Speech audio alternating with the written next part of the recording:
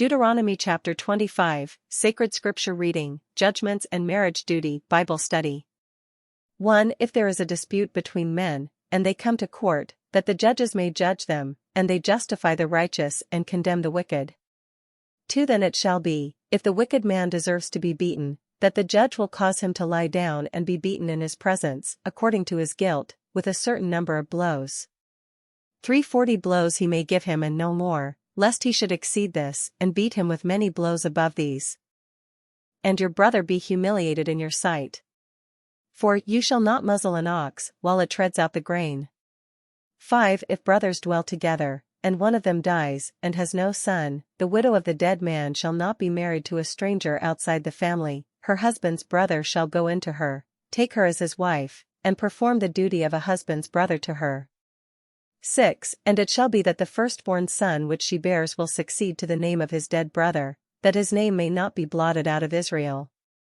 7. But if the man does not want to take his brother's wife, then let his brother's wife go up to the gate to the elders, and say, My husband's brother refuses to raise up a name to his brother in Israel, he will not perform the duty of my husband's brother. 8. Then the elders of his city shall call him and speak to him. But if he stands firm and says, I do not want to take her.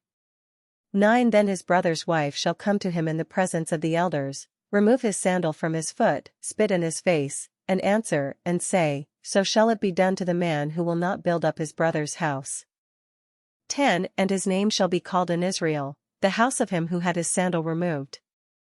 11. If two men fight together, and the wife of one draws near to rescue her husband from the hand of the one attacking him, and puts out her hand and seizes him by the genitals. 12. Then you shall cut off her hand, your eye shall not pity her. 13. You shall not have in your bag differing weights, a heavy and a light. 14. You shall not have in your house differing measures, a large and a small.